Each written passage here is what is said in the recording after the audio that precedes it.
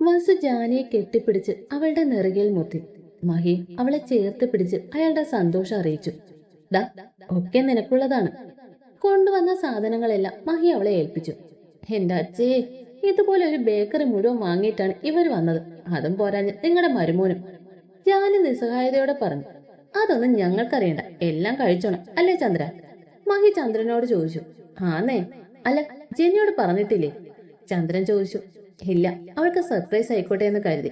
അവളുടെ സന്തോഷം നമുക്ക് എല്ലാം നേരിട്ട് കാണാലോ. മഹി പറഞ്ഞപ്പോ എല്ലാവരും പുഞ്ചിരിച്ചു. അവരുടെ സംസാരത്തിന്റെ ഇടയ്ക്കാണ് അച്ചു ഇറങ്ങി വന്നത്. മഹിയെയും വസുവിനെയും കണ്ട് അവന്റെ കണ്ണുകൾ വിടർന്നു. പക്ഷെ അവരുടെ കൂടെ ജെനി ഇല്ലെന്ന് കണ്ടപ്പോ അവന്റെ കണ്ണുകളിലെ തിളക്കം മങ്ങി. അവരെല്ലാം അത് കാണുകയും ചെയ്തു. എപ്പോ വന്നു? അവരുടെ അടുത്തേക്ക് ചെന്ന് അവൻ ചോദിച്ചു. കുറച്ചു സമയം. നീ എണീറ്റില്ലായിരുന്നോ? ഫ്രഷ് ആകുമായിരുന്നു. അവരോട് സംസാരിക്കുന്നുണ്ടെങ്കിലും അവന്റെ കണ്ണുകൾ അനുസരണയില്ലാതെ അവന്റെ ജെനിയെ തേടിക്കൊണ്ടിരുന്നു. തമ്മിൽ കണ്ടില്ലെന്ന് തോന്നുന്നു. ദീപു പതിയെ മനുവിനോട് പറഞ്ഞു. എനിക്കും തോന്നി. എന്നാ പിന്നെ ഒരു പണി കൊടുക്കാം. ഏട്ടന് കിട്ടുന്നൊന്നും പോരല്ലേ? അവരെ ചൊറിയാൻ നല്ല രസം. ദീപു കൂടുതലൊന്നും പറഞ്ഞില്ല. എന്തിനാ അല്ലേ? നീ ആരെയാ നോക്കുന്നത്? മനു അച്ഛനോട് ചോദിച്ചു. ആരെയുമില്ല, അവൻ പെട്ടെന്ന് പറഞ്ഞു. അരുമോനെ, നിന്റെ പെണ്ണുപിള്ള നല്ല ഉറക്കാണ്. വിളിച്ചപ്പോ വരുന്നില്ലെന്ന് പറഞ്ഞു. ഞങ്ങളോട് നിർബന്ധിക്കാനും നിന്നില്ല. ആരും കാണാതെ മനുവിനെ നോക്കി കണ്ണിറുക്കി മഹി അച്ഛനോട് പറഞ്ഞു. മഹി പറഞ്ഞത് കേട്ടപ്പോ അച്ഛന്റെ മുഖം വാടി. അത് കണ്ട് അവരെല്ലാം ഊറിച്ചിരിച്ചു. അച്ഛൻ പിന്നെ അവിടെ ഇരുന്നില്ല. അവിടെ നിന്ന് എണീറ്റപ്പോഴാണ് സ്റ്റെപ്പ് ഇറങ്ങി വരുന്ന ജെനിയെ കണ്ടത്. അവന്റെ കണ്ണുകൾ വിടർന്നു. ചുണ്ടിലൊരു പുഞ്ചിരി വിരിഞ്ഞു. അവൻ തിരിഞ്ഞ് മനുവിനെ മഹിയും കൂർപ്പിച്ചു നോക്കി. അമ്മായിയപ്പനും മരുമോനും അന്തസ്സായി ഇളിച്ചു കാണിച്ചു. അച്ചുവിനെ കണ്ട ജെനിയിലും മനോഹരമായ പുഞ്ചിരി വിരിഞ്ഞു. രണ്ടുപേരും പരസ്പരം നോക്കിയിരുന്നു. അതെ, കണ്ണും കണ്ണി നോക്കി കുറച്ച് കഴിഞ്ഞ അനുരാഗം കൈമാറാം. ഇപ്പൊ ജെനിങ്ങ് വന്നേ. മനു അവളെ വിളിച്ചു. ജെനി അച്ചുവിൽ നിന്ന് നോട്ടം മാറ്റി മനുവിനെ നോക്കി. അച്ചു മനുവിനെ നോക്കി പല്ല് കടിച്ചു. വാ മോളെ. മനു അവളെ വീണ്ടും വിളിച്ചപ്പോ ജെനി അവന്റെ അടുത്ത് ചെന്നിരുന്നു. നിനക്ക് ഒരുപാട് സന്തോഷം ഉണ്ടാക്കുന്ന ഒരു കാര്യം പറയട്ടെ ഏട്ടൻ? മനു അവളോട് ചോദിച്ചു. ജെനി അവനെ ഒന്ന് നോക്കി പിന്നെ പതിയെ മൂളി. ഇങ്ങോട്ട് വന്നത് എന്തിനാണെന്ന് പറഞ്ഞോ നിന്നോട്? ഇല്ലല്ലോ. ഞാൻ കരുതി ഏട്ടൻ എന്റെ ചേച്ചിയെ പട്ടിണി എടുത്തുവാണെന്ന്. അത്രയ്ക്ക് സാധനങ്ങളാണല്ലോ കൊണ്ടുവന്നത്. കൈ മലർത്തി നിസ്സാരമായി അവളെ പറഞ്ഞപ്പോ മനു അവളെ നോക്കി കണ്ണുരുട്ടി. പൊടി, എന്റെ പെണ്ണിനെ അവളുടെ വയറ്റിൽ കിടക്കുന്ന എന്റെ കൊച്ചിനെ പട്ടിണി കിടത്താതെ നോക്കാൻ എനിക്കറിയാട്ടോ. കള്ളച്ചിരിയോടെ മനു പറഞ്ഞപ്പോ ഞാൻ ചിരിച്ചുകൊണ്ട് തലയാട്ടിയെങ്കിലും പിന്നെ ഞെട്ടി അവനെ നോക്കി. പിന്നെ ചുറ്റും കണ്ണോടിച്ചു. എല്ലാവരും ഒരു ചിരിയോടെ അവളുടെ ഭാവങ്ങൾ നോക്കുകയാണ്. ജാനിയുടെ മുഖത്ത് ചിരിയും അവളുടെ സന്തോഷവും കണ്ടപ്പോൾ ജനിക്ക് കാര്യം സത്യമാണെന്ന് മനസ്സിലായി. എടി പൊട്ടി, നിന്നെ ചിറ്റി എന്ന് വിളിക്കാൻ ഒരാള് വരുന്നെന്ന് അവളുടെ തലക്കിട്ട് കൊട്ടി മനു വീണ്ടും അവളോട് പറഞ്ഞു. എന്തോ ജെനിയുടെ കണ്ണുകൾ നിറഞ്ഞു.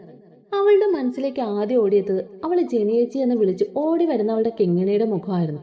കാര്യം അറിഞ്ഞ ജെനി സന്തോഷം കൊണ്ട് തുള്ളിച്ചാടും, കെട്ടിപ്പിടിക്കും, ഉമ്മ വയ്ക്കും എന്നൊക്കെ പ്രതീക്ഷിച്ചിരുന്ന അവർ അവളുടെ നിറഞ്ഞ കണ്ണുകൾ കണ്ട് അമ്പരന്നു. ജെനി. ജാനി അവളുടെ അടുത്ത് ചെന്നിരുന്ന് അവളെ വിളിച്ചു. കൺഗ്രാറ്റുലേഷൻസ്. ജെനി അവളെ കെട്ടിപ്പിടിച്ച് പറഞ്ഞു. നിറഞ്ഞ കണ്ണുകൾ തുടച്ച് എല്ലാവരെയും നോക്കി പുഞ്ചിരി സമ്മാനിച്ച് ജെനി പുറത്തേക്ക് ഇറങ്ങി. ഇവൾക്ക് എന്തു പറ്റി? സന്തോഷം കൊണ്ടാവും. അച്ചു ഒന്ന് പോയി നോക്കിക്കേ. ഞങ്ങളെക്കാൾ ഇപ്പൊ നിനക്കാണ് അവളെ ആശ്വസിപ്പിക്കാൻ കഴിയുക. മനു അച്ചുവിനോട് പറഞ്ഞു. ഒന്ന് മൂളി അച്ചു അവളുടെ അടുത്തേക്ക് പോയി. അച്ചു ചെല്ലുമ്പോ ജെനി ഗാർഡനിലെ ഊഞ്ഞാലി ഇരിക്കുകയായിരുന്നു. അവളുടെ കയ്യിൽ ഫോണുണ്ട്. ഇടയ്ക്കിടെ നിറഞ്ഞു വരുന്ന കണ്ണുകൾ തുടയ്ക്കുന്നത് അച്ചു കണ്ടു. അവനൊന്നും മിണ്ടാതെ അവളുടെ അടുത്ത് ചെന്ന് അവളെ ഊഞ്ഞാലിൽ നിന്ന് എണീപ്പിച്ചു. ജെനി ഞെട്ടിപ്പോയി.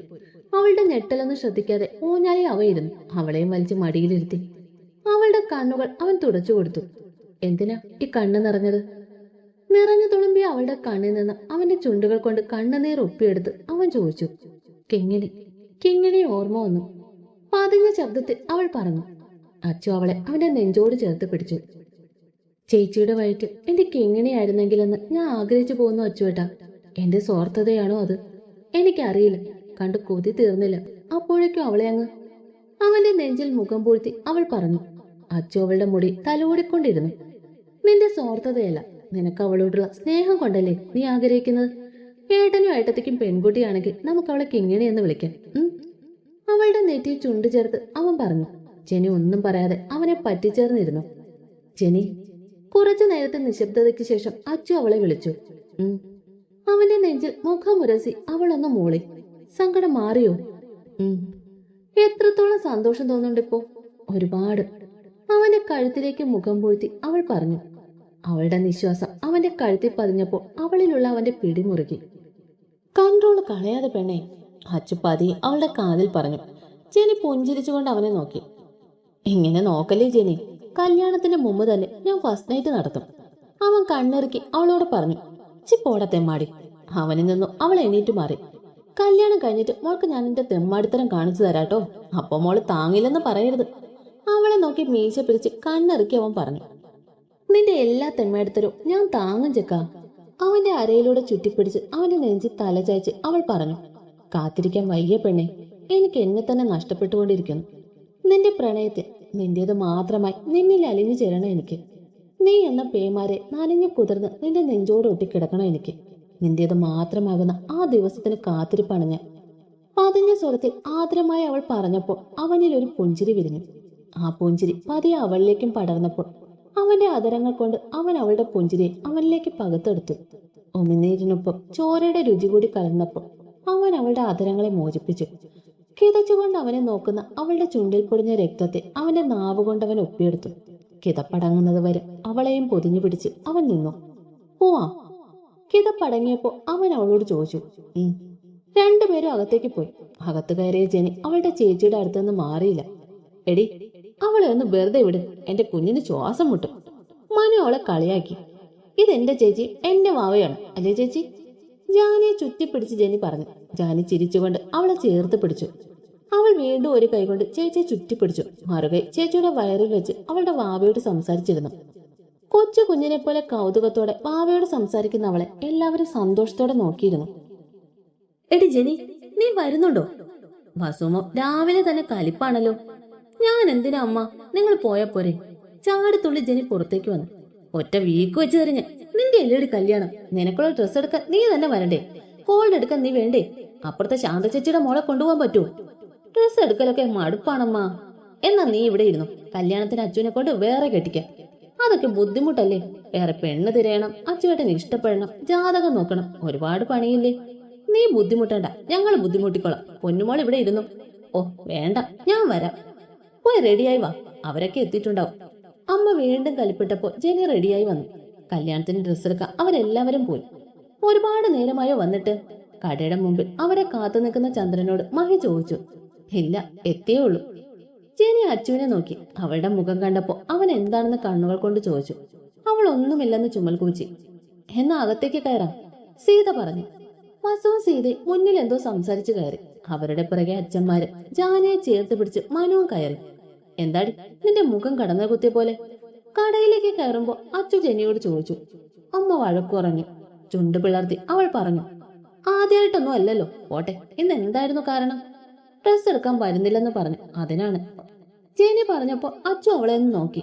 നിനക്കിത് കിട്ടണം, നീ എന്റെ കല്യാണപ്പെണ്, അപ്പൊ നീ വേണ്ടേ? ഇതൊക്കെ മടുപ്പാണെന്നേ. ഇന്നൊരു ദിവസമല്ലേ, നീ ഒന്ന് ക്ഷമി. ഇങ്ങനെയാണ് കല്യാണവും റിസപ്ഷനും ഒക്കെ കഴിയുമ്പോ എന്താവും? അതൊക്കെ ഓർക്കുമ്പോഴാ. ഒറ്റ ദിവസമല്ലേ പെണ്ണെ, സാരമില്ല, വാ, അല്ലേ നമ്മളെ അന്വേഷിച്ചു വരും. അച്ഛൻ ജെനിയുടെ കൈയും പിടിച്ചു രണ്ടുപേരും അമ്മമാരുടെ അച്ഛന്മാരുടെ അടുത്തേക്ക് പോയി. പിന്നീട് അങ്ങോട്ട് ആന കരിമ്പിൻ കാട്ടി കയറിയ പോലെയായിരുന്നു. സകലതും വലിച്ചിടുന്നു. അവിടെ ഉള്ളത് പോരാഞ്ഞ് ഗോഡൌണിൽ പോയി പുതിയ സ്റ്റോക്ക് പൊട്ടിച്ചുകൊണ്ടുവരുന്നു. ജെനിയുടെ മുഖം കണ്ടാൽ അറിയാം എല്ലാം കൂടെ തീയിടാനുള്ള ആഗ്രഹം ഉണ്ടെന്ന്. ജെനി രണ്ടച്ഛന്മാരെ നോക്കി. അവര് ജെനിയെ നോക്കി കൈ മലർത്തി. അമ്മമാരുടെ ആക്രമണം കണ്ടിട്ട് അച്ഛൻ കണ്ണു തള്ളി ഇരിക്കുന്നുണ്ട്. ജാനിയെ മനു പിടിച്ചിരുത്തിയത് കൊണ്ട് അവൾ അടങ്ങിയിരിക്കുന്നു. അല്ലെങ്കിൽ ആ കരിമ്പിൻ കാട്ടി അവളും ഉണ്ടായേനെ. സെയിൽസ് ഗേൾസ് ആണെങ്കിൽ ഏതെങ്കിലും ഒരെണ്ണം എടുക്കമ്മച്ചി എന്നൊരവസ്ഥയിലെത്തി നിൽക്കുന്നു. കൂടുതൽ നേരം അവരുടെ അംഗം നോക്കി നിന്ന് തലയ്ക്ക് ഭ്രാന്ത് പിടിക്കുമെന്ന് അറിയാവുന്നത് കൊണ്ട് ജെനി ചുറ്റും കണ്ണോടിച്ചു. ഒരു ഡമ്മയിൽ വളരെ ഭംഗിയായി സെറ്റ് ചെയ്തിരിക്കുന്ന maroon colour simple soft silk design sari അവളുടെ കണ്ണിൽ പെട്ടു. ഒറ്റ നോട്ടത്തിൽ തന്നെ അവൾക്കത് ഇഷ്ടമായി. ഹെവി ഡിസൈൻ ഒന്നും ഇല്ലാതെ സിമ്പിൾ ആയിട്ടുള്ള ബ്രൈഡൽ സാരി. അമ്മ, എനിക്കിത് മതി. ജെനി സാരി കാണിച്ച് വസുവിനോട് പറഞ്ഞു. അവൾ പറഞ്ഞ ഭാഗത്തേക്ക് നോക്കിയ സീതയുടെയും വസുവിന്റെയും കണ്ണുകളും വിടർന്നു. അവർക്കും അത് ഇഷ്ടപ്പെട്ടു. ജെനിയുടെ കണ്ണുകൾ തേടിയത് അച്ചുവിനെയാണ്. അവന്റെ മുഖത്തുണ്ടായ ചിരി അവൾക്കുള്ള ഉത്തരമായിരുന്നു. സെയിൽസ് ഗേൾ ജെനി ട്രയൽ ചെയ്ത് കാണിച്ചു കൊടുത്തു. അവളുടെ വെളുത്ത നിറത്തിന് ആ കളർ നന്നായി ചേരുന്നുണ്ടായിരുന്നു. കല്യാണ സാരിയായി അത് ഉറപ്പിച്ചു. അടുത്ത അംഗം പുടവയുടെ മേലെയായിരുന്നു. എന്റെ പെണ്ണിന് പുടവ ഞാൻ സെലക്ട് ചെയ്യാം, നിങ്ങൾ അമ്മമാർ മാറിക്കേ. വസുവിന്റെ സീതയുടെ നടുക്ക് കയറി അച്ചു പറഞ്ഞപ്പോ അമ്മമാർ അവന് വേണ്ടി കളം ഒഴിഞ്ഞു കൊടുത്തു. ജെനി വാ. അച്ചു അവളെ വിളിച്ചു. ജെനി അവന്റെ അടുത്തേക്ക് ചെന്ന് നിന്നു. ഓരോ സാരി എടുത്ത് അവളുടെ മേൽ വെച്ച് നോക്കുന്നുണ്ട്. രണ്ടാളുടെ മുഖത്തിന് തെളിച്ചയില്ല. ഇത് നന്നായിട്ടുണ്ട്, ഇത് മതി. മെറൂൺ കളർ സാരി കാണിച്ച് സീത പറഞ്ഞു. വേണ്ടമ്മ, നേരത്തെ എടുത്തത് ഈ കളർ അല്ലേ, വേറെ നല്ല കളർ ഉണ്ടാവും, നോക്കട്ടെ ഞാൻ. അച്ചു സീതയോട് പറഞ്ഞു. ഇത് കൊള്ളാം അച്ചു, നന്നായിട്ടുണ്ട്. ജാനി ഒരു സാരി കാണിച്ച് അച്ചുവിനോട് പറഞ്ഞു. നന്നായിട്ടുണ്ട് അച്ചു, കൊള്ളാം. അമ്മമാരും ഏറ്റുപിടിച്ചു. അച്ചുവിനും അത് ഇഷ്ടപ്പെട്ടു. നിനക്കിഷ്ടായോ ജെനി? അവൻ ജെനിയോട് ചോദിച്ചു. ജെനി അവനെ നോക്കി പുഞ്ചിരിച്ചു. പിന്നെ ഇഷ്ടപ്പെട്ടെന്ന് തലയാട്ടി. റാണി പിങ്ക് കളർ സാരിയായിരുന്നു. ഇതും അധികം ഡിസൈനൊന്നും ഇല്ലാത്ത സിമ്പിൾ സാരി. എല്ലാം സിമ്പിൾ ആയാലോ മോളെ, സീത ജെനിയോട് പറഞ്ഞു. ഇത് മതി അമ്മ, എനിക്ക് ഹെവി ഒന്നും ഇഷ്ടമല്ല. സിമ്പിൾ ആണെങ്കിലും ഇത് കാണാൻ ഭംഗിയില്ലേ? എന്നാലും കല്യാണമല്ലേ, റിസപ്ഷൻ എടുക്കുന്ന ലെഹങ്ക കുറച്ച് ഹെവി ആക്കാം, എന്തു പറയുന്നു? സീത അവളോട് ചോദിച്ചു. ജെനിയുടെ മനസ്സ് സമ്മതിച്ചില്ലെങ്കിലും അവൾ അവരുടെ ഇഷ്ടത്തിന് വിട്ടുകൊടുത്തു. ആ, അങ്ങനെ ചെയ്യാം, പുഞ്ചിരിച്ചുകൊണ്ട് അവൾ പറഞ്ഞു. എന്നാ ഇനി ലെഹങ്ക നോക്കാം. അവരെല്ലാം ലെഹങ്ക സെക്ഷനിലേക്ക് പോയി. അവിടെയും കുറെ നേരം തപ്പി. അവസാനം ഗ്രേ കളർ ലെഹങ്ക അവരുടെ കണ്ണിലുടക്കി നിന്നു. എല്ലാവർക്കും അത് ഇഷ്ടമായെന്ന് പറഞ്ഞപ്പോൾ റിസപ്ഷന് വേണ്ടി അവരത് ഉറപ്പിച്ചു. ലൈറ്റ് ഗ്രേ ത്രെഡ് എംബ്രോയിഡറി ചെയ്ത നെറ്റിന്റെ ലെഹങ്ക ആയിരുന്നു അത്. ജെനിയുടെ ഡ്രസ് എടുക്കലെല്ലാം കഴിഞ്ഞപ്പോൾ അച്ചുവിന് എടുക്കാൻ വേണ്ടി അവരെല്ലാം ജെൻ സെക്ഷനിലേക്ക് പോയി. താലി കെട്ടുമ്പോൾ ഇടാൻ അവൻ വൈറ്റ് ഷർട്ടും സ്വർണ്ണ കസവോട് കൂടിയ മുണ്ടുമാണ് എടുത്തത്. അവളുടെ പുടവയ്ക്ക് ചേർന്ന കുർത്തയും അതേ കരയുള്ള മുണ്ടും അവനെടുത്തു. റിസപ്ഷന് വേണ്ടി അവൻ ഗ്രേ കളർ സ്യൂട്ടാണ് എടുത്തത്. വൈറ്റ് ഷർട്ടും വൈറ്റ് കളറിൽ ഗ്രേ ലൈൻസുള്ള ടൈം അടങ്ങിയ സ്യൂട്ടായിരുന്നു അത്. അച്ചുവിനും ജെനിക്കുള്ളതും എടുത്തു കഴിഞ്ഞപ്പോൾ ബാക്കിയുള്ളവർ അവർക്ക് എടുക്കാൻ തുടങ്ങി. അച്ചുവും ജെനി അതേ കൂടാതെ ഒരിടത്തിരുന്നു. ക്ഷീണിച്ചു? ജെനിയുടെ അടുത്തേക്ക് ചേർന്നിരുന്ന് അച്ചു ചോദിച്ചു. ഒരുപാട് സമയമായില്ലേ, അല്ലാതെ വിശക്കുന്നു. ജെനി അവനോട് പറഞ്ഞു. ദാ ഇപ്പൊ ഈ വെള്ളം കുടിക്ക്, ഇവിടെ നിന്ന് ഇറങ്ങിയിട്ട് നേരെ ഫുഡ് കഴിക്കാൻ പോവാം. വെള്ളം അവളുടെ കൈ കൊടുത്ത് അവൻ പറഞ്ഞു. ഏട്ടൻ കുടിച്ചോ? ജെനി അവനോട് ചോദിച്ചു. ഞാൻ കുടിച്ചു, നീ കുടിക്ക്, ദാഹം മാറട്ടെ. അവൻ പറഞ്ഞപ്പോ ജെനി അവനെ ഒന്ന് നോക്കി. പിന്നെ പുഞ്ചിരിയോടെ അവൻ കൊടുത്ത വെള്ളം കുടിച്ചു. എല്ലാവരും ഡ്രസ്സ് എടുത്ത് വന്നു. ബില്ല് സെറ്റ് ചെയ്ത് അടുത്തുള്ള റെസ്റ്റോറന്റിൽ കയറി ഫുഡും കഴിച്ചു. അടുത്ത അംഗം ജ്വല്ലറിയിലായതുകൊണ്ട് വണ്ടി നേരെ അങ്ങോട്ട് വിട്ടു. ഓരോ മാല ഇട്ട് നോക്കി ജെനിക്ക് അവളുടെ കഴുത്ത് വേദന എടുത്തു തുടങ്ങിയിരുന്നു. ഇടുന്നു ഊരുന്നു, ഇത് തന്നെയായിരുന്നു പണി. അവസാനം എല്ലായിടത്തും 2 തരം മാലയും വളകളും പാദസരവും ബ്രേസ്ലെറ്റും റിങ്ങും കമ്മലും എല്ലാം എടുത്തു. ഇതെല്ലാം ഒരു തവണ ഇട്ട് നോക്കിയപ്പോഴേക്കും ജെനി തളർന്നിരുന്നു. പാവം, ഇതെല്ലാം ഇട്ട് കല്യാണത്തിന് എത്ര നേരം നിൽക്കണം. മഹി അച്ചുവിന് വേണ്ടി ഒരു ഗോൾഡ് ചെയിനും എടുത്തിരുന്നു, കല്യാണ ദിവസം അവൻ ഇട്ടുകൊടുക്കാൻ. ജെനിക്ക് ഗോൾഡ് എടുക്കുന്ന സമയം കൊണ്ട് അച്ചു അവൾക്കുള്ള താലി നോക്കിയിരുന്നു. അവിടെയുള്ള ഡിസൈനിൽ അവന് തൃപ്തി തോന്നാതിരുന്നത് കൊണ്ട് അവന് ഇഷ്ടപ്പെട്ട ഡിസൈൻ കാണിച്ചു കൊടുത്തു. താലിയിൽ അവന്റെ പേര് കൊത്താൻ പറയാനും അവൻ മറന്നില്ല. അങ്ങനെ ഒരു ഷോപ്പിംഗ് യുദ്ധം കഴിഞ്ഞ് അവരെല്ലാം വീട്ടിലേക്ക് മടങ്ങി. കല്യാണത്തിന് ഒരാഴ്ച മുമ്പ് ജാനിയെ വിടാമെന്ന് പറഞ്ഞ് മനു അവളെ കൊണ്ടുപോയി. ചെക്കന് ഭയങ്കര മിസ്സിംഗ് ആണ് പോലും. അമ്മോ, വീട്ടിലേക്ക് എത്തിയതും ജെനി ഹാളിലെ സെറ്റിയിലേക്ക് മറിഞ്ഞു. ഇതെടുത്തപ്പോഴേക്കും ക്ഷീണിച്ചു. ഇങ്ങനെയാണെ കല്യാണവും റിസപ്ഷനും ഒക്കെ കഴിയുമ്പോൾ ഒരു ഭാഗമാവുമല്ലോ ജനനിയെ. അവളുടെ കിടപ്പ് കണ്ട് കളിയാക്കി മഹി പറഞ്ഞു. ചുമ്മാ ഓരോന്നും പറഞ്ഞ് പേടിപ്പിക്കാതെ ഡോക്ടർ മഹേന്ദ്രൻ, അവൾ അച്ഛനോടും പറഞ്ഞു. അച്ഛനെ പേര് വിളിക്കുന്നോടി അസത്തെ. എവിടെ നിന്നോ മിസൈല് പോലെ വസ്തു പാഞ്ഞു വന്ന് അവൾ കിട്ടുന്ന കൊട്ടി. ആ, ഈ അമ്മയ്ക്കിതെന്താ തമാശക്കാണെന്ന് അച്ഛനും അറിയാം. എന്തിനാ എന്നെ തല്ലിയേ? ആടി കിട്ടിയ ഭാഗത്ത് ഒഴിഞ്ഞുകൊണ്ട് അവൾ വസുവിനോട് ചോദിച്ചു. തമാശക്കാണെങ്കിൽ പോലും അച്ഛയെ പേര് വിളിക്കാൻ പാടുണ്ടോ? നല്ലതാണോ അത്? ഭർത്താവിനെ പേര് വിളിച്ചപ്പോ ഭാര്യ കലിപ്പിലായി. അവള് തമാശയ്ക്ക് വിളിച്ചതല്ലേ വസു, നീ എന്തിനാ ഇങ്ങനെ ചൂടാവുന്നത്? രംഗം ശാന്തമാക്ക മഹി ഇടപെട്ടു. നിങ്ങളാണ് ഇവളെ വഷളാക്കുന്നത്. അവളുടെ എല്ലാ താളത്തിനും തുള്ളിക്കും. ഇവളെന്റെ ആൺകുട്ടിയല്ലേ വസു? ആൺകുട്ടിയേക്കാൾ മേലെയാണ്. മനുഷ്യനെ നാണം കെടുത്താൻ വഴക്കുണ്ടാക്കി നടന്നോളൂ. പെൺകുട്ടിയാണെന്ന ബോധമില്ലല്ലോ. ഇങ്ങനെ ഉറഞ്ഞു തുള്ളാൻ മാത്രം എന്താ ഇവിടെ ഉണ്ടായേ? മതിയമ്മ, അച്ഛയെ ഞാൻ പേര് വിളിച്ചതിനാണ് ഇങ്ങനെ പറഞ്ഞു പോകുന്നെങ്കിൽ മതിയാക്ക്. ജെനി അമ്മയോട് പറഞ്ഞു മഹിയുടെ നേർക്ക് തിരിഞ്ഞു. സോറി അച്ഛേ, പേര് വിളിച്ചതിന്. ജെനി മഹിയോട് പറഞ്ഞു. ഞാനിത് തമാശ ആയിട്ടല്ലേ മോളെ കണ്ടത്, പിന്നെ എന്തിനാടാ? ഇതിപ്പോ ഞാനായതുകൊണ്ടല്ലേ അമ്മയ്ക്ക് ഇത്ര ദേഷ്യം. ചേച്ചിയാണെങ്കിൽ അമ്മ ഇത് തമാശയായിട്ടേ എടുക്കൂ, അല്ലേ അമ്മേ? അമ്മയ്ക്ക് എന്നും ഞാൻ നാശം പിടിച്ചവളാണ്. എല്ലാം അമ്മയ്ക്ക് അറിയാം. കാരണം ഇല്ലാതെ ഞാൻ ഒന്നിലും ഇടപെടില്ല എന്നതും എല്ലാം പറഞ്ഞതാണ്. എന്നിട്ട് എന്തിനാ അമ്മേ എന്നോട് ഇത്ര ദേഷ്യം? സ്നേഹത്തോടെ നല്ല വാക്ക് എപ്പോഴെങ്കിലും പറഞ്ഞിട്ടുണ്ടോ? എന്നും ദേഷ്യപ്പെടും, എപ്പോഴും ദേഷ്യപ്പെടും. അമ്മയ്ക്കറിയോ, ചില സമയത്ത് അമ്മ പറയുന്നത് കേട്ട മരിച്ചു പോയാൽ മതിയായിരുന്നു എന്ന് പോലും തോന്നാറുണ്ട്. ജെനി, അവൾ പറയുന്നത് കേട്ടപ്പോ മഹി അവളെ വിളിച്ചു. എനിക്ക് വിഷമമൊന്നുമില്ല അച്ഛേ. നിറഞ്ഞു വന്ന കണ്ണുകൾ തുടച്ച് അവൾ മുറിയിലേക്ക് പോയി. മഹിയേട്ടാ, ഞാൻ. വസു സങ്കടത്തോടെ മഹിയെ നോക്കി. നിനക്കിനിയും മനസ്സിലാക്കാൻ കഴിഞ്ഞില്ലേ വസു അവളെ? അവളൊരു പുണ്യമാണെന്ന് നിനക്ക് മനസ്സിലായില്ലേ ഇതുവരെ? മഹി മഹി വസുവിനോട് ചോദിച്ചു. നിങ്ങൾക്കും തോന്നുന്നുണ്ടോ എനിക്ക് അവളോട് ദേഷ്യമാണെന്ന്, അവളെ ഇഷ്ടമില്ലെന്ന്? ഇഷ്ടമില്ലാഞ്ഞിട്ടല്ല, അവളോടുള്ള ഇഷ്ടക്കൂടുതൽ കൊണ്ടല്ലേ ഞാൻ അവളെ വഴക്ക് പറയുന്നത്. അല്ലാതെ എന്റെ മോളെ ഞാൻ എങ്ങനെ സ്നേഹിക്കാതിരിക്കുക? വാസു നിറഞ്ഞ കണ്ണുകളോടെ മഹിയോട് പറഞ്ഞു. ഇനി കുറച്ചു ദിവസം കൂടി അവൾ ഇവിടെ ഉണ്ടാവും. അതുവരെയെങ്കിലും അവളോട് സ്നേഹത്തോടെ 2 വാക്ക് പറയും. കുന്നോളം സ്നേഹം ഉണ്ടായിട്ട് അത് പ്രകടിപ്പിക്കാതിരുന്ന എല്ലാ കാലത്തും അതൊരു നോവാവും ഭാര്യയെ. മഹി അതും പറഞ്ഞ് ജെനിയുടെ മുറിയിലേക്ക് പോയി. മഹി ചെല്ലുമ്പോൾ ജെനി അവളുടെ സ്വിങ്ങിലിരിക്കുകയായിരുന്നു. ജെനി അവളുടെ അടുത്ത് ചെന്ന് മഹി വിളിച്ചു. ഏറ്റോ അച്ഛേ? ഏറ്റിട്ടുണ്ട്. ഓവർ ആക്കിയോ ഞാൻ? ഇല്ലടാ, എല്ലാം കറക്റ്റ് ആയിരുന്നു. കണ്ണീര് കുറച്ച് കുറഞ്ഞു പോയോ എന്നൊരു സംശയം. കുറഞ്ഞ കണക്കായിപ്പോയി. ഇതെന്നെ വരുത്തിയ പാടെ എനിക്കറിയും. എന്തായാലും സംഭവം ഏറ്റമട്ടുണ്ട്. ഇപ്പൊ ഇങ്ങ് വരുമായിരിക്കും. നമ്മൾ ചേർന്ന് അയാളെ പറ്റിച്ചതാണെന്നറിഞ്ഞ വെച്ചേക്കില്ല നിന്റെ അമ്മ. നമുക്കുള്ള കുഴിയെടുത്തോളം പറയച്ചേ, പണി പാളി. ജെനിയുടെ നോട്ടം പിന്തുടർന്നു പോയ മഹി കണ്ടത് വാതിക്ക കൈയും കെട്ടി അച്ഛനെയും മകളെയും നോക്കുന്ന വസുവിനെയാണ്. ഞാനിവളെ സമാധാനിപ്പിക്കുകയായിരുന്നു, വിളിച്ചുകൊണ്ട് മഹി പറഞ്ഞു. അച്ഛൻ മകളെ സമാധാനിപ്പിച്ച് ഞാൻ കേട്ടായിരുന്നു. അവരെ രണ്ടുപേരെയും രൂക്ഷമായി നോക്കിക്കൊണ്ട് വസു പറഞ്ഞു. തേഞ്ഞു, അച്ഛക്ക് BP ഉണ്ടോ? ജെനി മഹിയോട് ചോദിച്ചു. എന്റെ BP നോർമലാണ്. ആ BP അല്ല, ഭാര്യയെ പേടി. ദിസ് BP ഉണ്ടോ എന്നാണ് ചോദിച്ചത്. അതാണോ? അത് ഇതുവരെ ഇല്ലായിരുന്നു, പക്ഷെ ഇപ്പൊ ഉണ്ടോ എന്നൊരു സംശയം ഇല്ലാതില്ല. അച്ഛനും മോളും നല്ല ചർച്ചയിലാണ്. എനിക്ക് നല്ല AP ഉണ്ട് അച്ഛേ. APയോ? അതെന്താ? അമ്മയെ പേടി. അവളോരോ കോടും കൊണ്ട് വരും. ഈ സിറ്റുവേഷൻ എങ്ങനെ നമ്മൾ ഹാൻഡിൽ ചെയ്യും? അത് പറ. നമ്മളൊന്നും ചെയ്യണ്ട, എല്ലാം അമ്മ ചെയ്തോളൂ ഇനി. മഹിയും ജെനി ഇളിച്ചുകൊണ്ട് വസുവിനെ നോക്കി. വസു ആ പൊസിഷൻ മാറിയിട്ടേയില്ല. കഴിഞ്ഞോ? എന്ത്? നിങ്ങളുടെ ഡിസ്കഷൻ? ഇളിച്ചുകൊണ്ട് ജെനി മൂളി. അച്ഛനും കൊള്ളാം, മോളും കൊള്ളാം, അമ്മയ്ക്കിട്ട് തന്നെ പണിയണം. വസു ദേഷ്യത്തോടെ അവരോട് പറഞ്ഞു. ജെനി ഓടിപ്പോയി വസുവിനെ കെട്ടിപ്പിടിച്ചു. സോറി അമ്മ, ഞങ്ങൾ തമാശിച്ചതല്ലേ. എനിക്കറിയില്ലേ എന്റെ അമ്മക്കുട്ടിയുടെ കൽപ്പ് നിറച്ചും എന്നോടുള്ള സ്നേഹമാണെന്ന്.